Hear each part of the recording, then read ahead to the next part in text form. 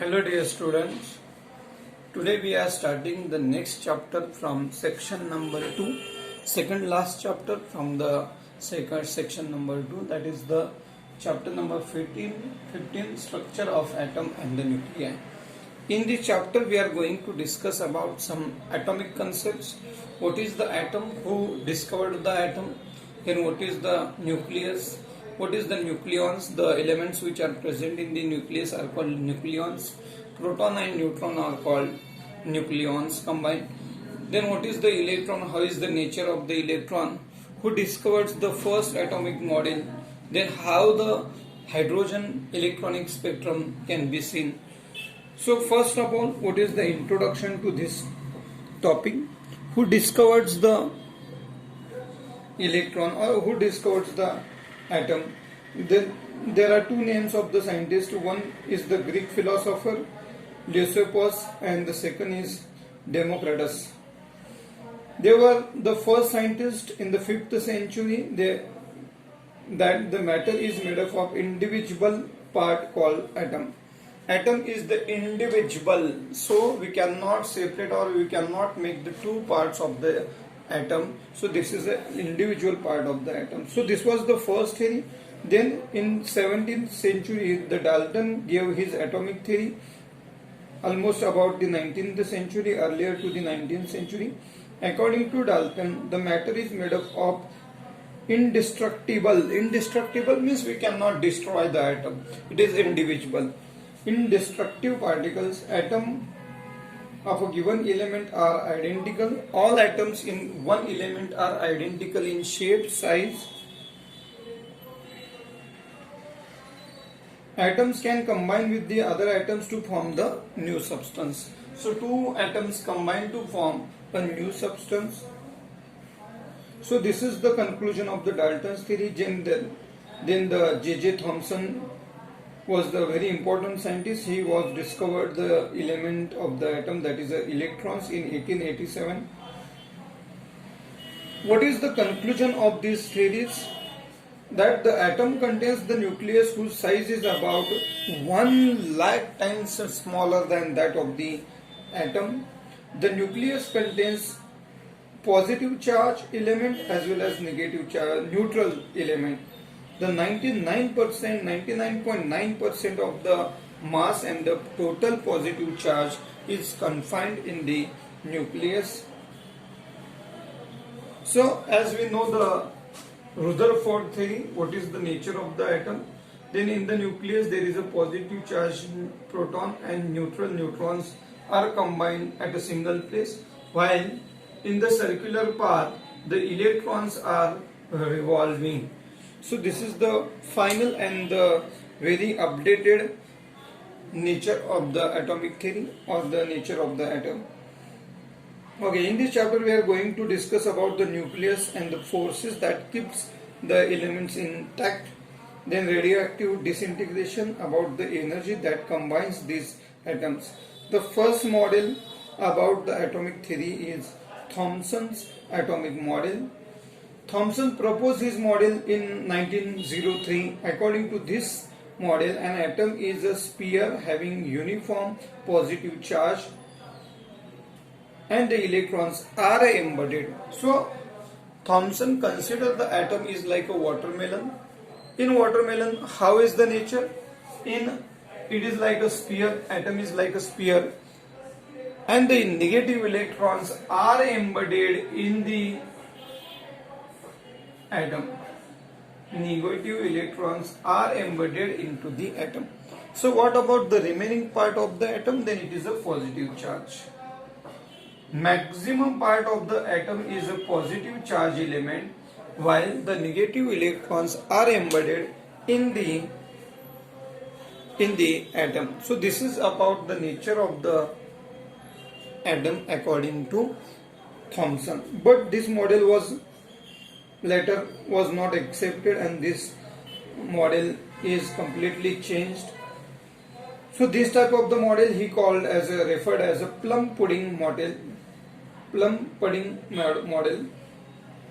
Okay, the total positive charge in this case is equals to total negative charge, but we consider the atom is electrically neutral. So we can consider the atom is electrically neutral.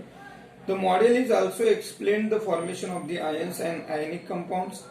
Further experiments on the structure of the atom described as the distribution of charges to be very difficult, and this shows that the distribution of charges in the Thomson was very critical and was very difficult one. So Thomson was the first who was come to the some conclusion about the nature of the atom. He called his model as a plum pudding model. In this case, the electrons are embedded in the positive charge element. Next, how is the nature, or we can going to consider the some other, that is a Rutherford's atomic model. Rutherford's atomic model is completely based on the observations of the Geiger-Marsden experiment. As we already know, if the alpha particles are falling on the gold foil, so this is a gold foil. Foil is a very thin element or very thin sheet of the metal. What will happen if you are sending the alpha particles from the source on these elements or on these gold foil? Then what is our observation on the screen? What is our observation? The maximum of the alpha particles are going in a straight line without deviation from the original path. Only few are deflected in other than 0 angle, and very few, in 8000, one of the alpha particle is returning in the same, or it traces the same path in the reverse direction. So this is about the Geiger-Marsden experiment. On this experiment, finally the Rutherford gives the conclusion of this experiment that the alpha particles will get deflected from a very small angles. In maximum times, deflected back must or in the same direction in very small cases. In 8000 alpha particles, one of the alpha particle only traces the same path in the reverse direction. It concluded that there is some positive charge element in the gold foil. There is something positively charged element is present on the gold foil. That is why the alpha particle, which is positive one, and the positive element will get repelled each other in the angle of 180 degree. So the alpha particles are positively charged, and there is something which is positively charged. Due to these two positively charged, there is a repulsion between these two elements. So finally, he concluded that positive charged particle in an atom must be very small in size, but must contain most of the mass of the atom. From this experiment, the size of the particle was found that it is about 10 femtometer. 10 femtometer. What is femtometer? If you convert this value in meter, then it is 10 raised to minus 15 meter. Size of the atom is about 10 raised to minus 15 meter, which is about 10 raised to minus 5 times size of the atom.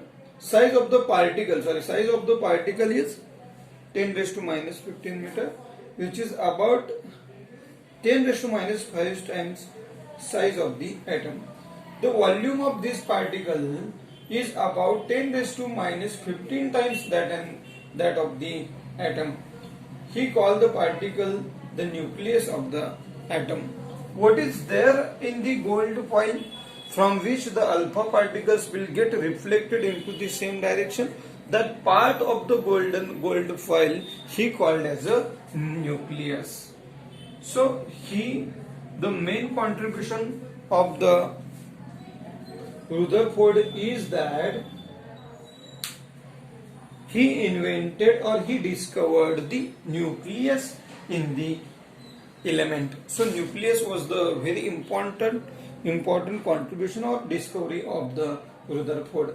He proposed that the entire positive charge around 99.9% and the entire mass about 99.9% of the atom is concentrated into the central nucleus, and the electrons are revolving around it. So according to Rutherford, the 99.9% of the mass and 99.9% of the positive charge is confined into the nucleus. So this is the nucleus, positive proton, neutral neutron, and the negative electrons are revolving in a circular orbit around the nucleus. So this is the conclusion of the Rutherford's experiment.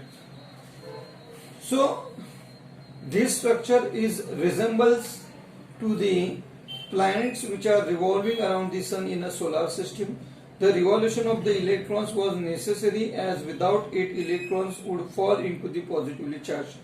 So the electrons, according to Rutherford, which are revolving with a constant speed, with a uniform speed, because they have to maintain their motion in the circular path, or otherwise they will fall down on the nucleus.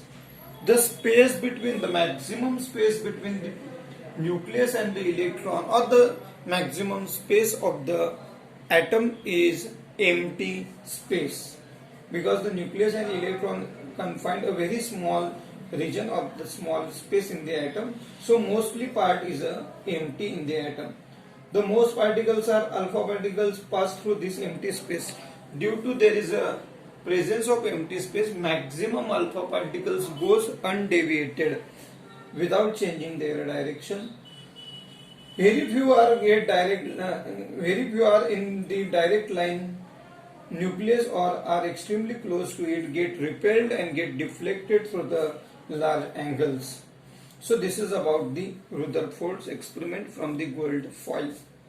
Now what are the difficulties or the problems with the Rutherford's model?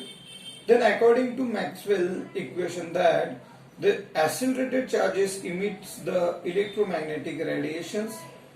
According to Rutherford's model, the electrons are uniform in motion around the circular path around the nucleus.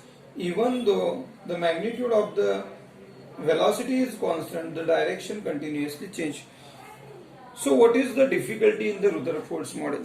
The difficulty is, according to Maxwell's equation, he concluded that every charged particle which is revolving has to send some electromagnetic radiations.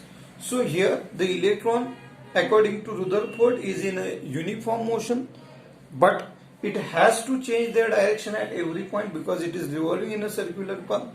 So has to change the direction means it is an accelerating charged particle.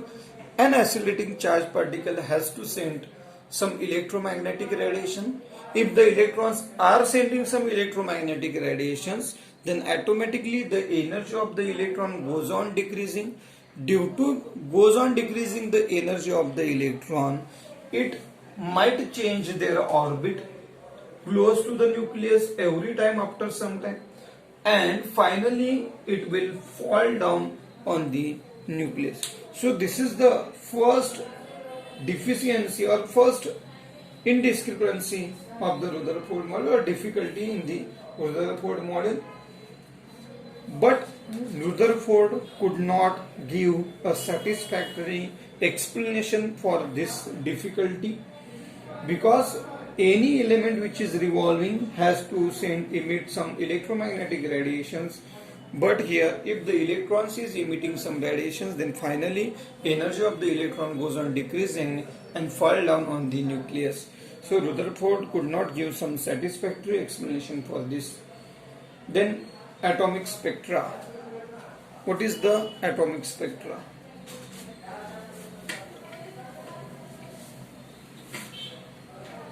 As we know, if you are hitting any object, then it emits some electromagnetic radiations. Sometimes if you are hitting any atom or any material above 800 degrees Celsius, then the electromagnetic radiations are also visible. What happens if you are hitting the hydrogen gas in the presence of the electric field or some suitable radiations?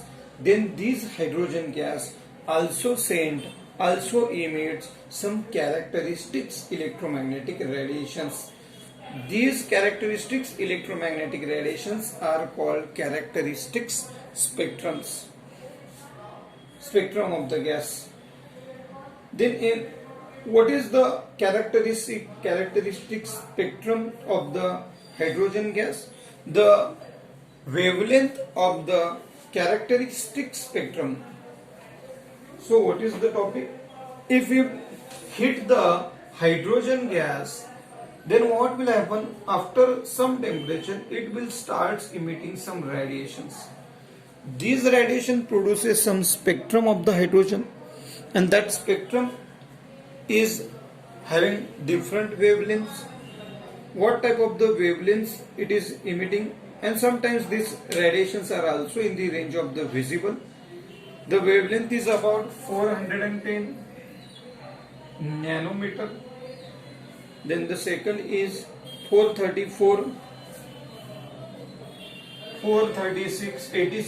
nanometer, and the final radiation is about 656 nanometer and 656 nanometer. So when the hydrogen gas we heated, on heating it emits some radiations. The range of the radiation is about in nanometer.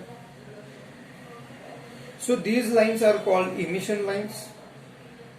Hydrogen atom also emits some radiations in the wavelength of the ultraviolet range or in the infrared range. So we can divide these radiations into some groups. These groups are called as a series of the groups. As we are starting from the shorter wavelength towards the longer wavelengths, what are the names of these series? So the first series about the 410 nanometer is called Lyman series. Then the series which is after the Lyman series is the Balmer series. So the name of the series is given by the name of the scientist itself who studied these spectral lines. So Lyman, Balmer, then Paschen and the Brackett. The next series is Paschen series, and last one is a Brackett. So name of the series is given by the name of the scientist who studied these spectral series. So we can give the relation between these spectral lines by using one equation. That equation is called empirical formula. What is the equation which gives the relation between these all spectral series? Then the formula is 1 upon lambda is equals to R in bracket 1 by P square minus 1 by N square. So the relation between these spectral series can be given by using this formula. Now what is there in the formula? The R is the constant. The value of this constant is given by 1.093 into 10 raised to 7 per meter. What is P? P is the lower orbit. Number of lower orbit. Which number of the orbit is lower? 1. And what is there? N. N is nothing but number of higher orbit. Transition take place from higher orbit to lower orbit. I will consider one example. Suppose this is the nucleus. There is a proton and neutron is present. This is the first orbit and this is the second orbit. In the first orbit, there are 2 electrons present. And in the second, there are around 8 electrons which are present in the second. What happens if we are supplying some energy to the electron which is present in the first orbit? Suppose this electron got some energy. Suppose we are hitting the element, then that thermal energy is received by this electron. After receiving this energy, this electron will jump to the higher orbit. It won't stay for a longer time in this higher orbit with that energy which is received from the thermal energy. After some time, he again comes back to the original orbit, but by sending a difference in these two orbit energy in terms of the radiations. That radiations are nothing but the electromagnetic radiations. So what is the P in this case? The first orbit is the lower orbit.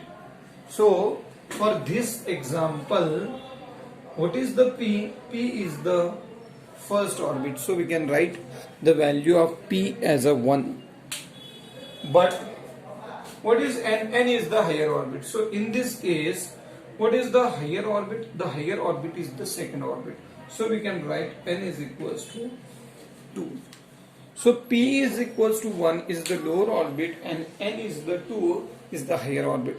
So in this way, if any electron is receiving some energy from the outside, then it will jump to the higher orbit with that energy. It stay there for a very short time and release the additional energy in the form of electromagnetic radiations or in the form of the heat, and again it will come down to the original orbit. In this case, the lower orbit is denoted by P and higher orbit is denoted by N. So the relation between these series Lyman, Balmer, Paschen and bracket which are present in the hydrogen element, which are given by this equation, 1 by lambda is equals to R in bracket 1 by P square minus 1 by N square. So this topic is also important for the numerical point of view.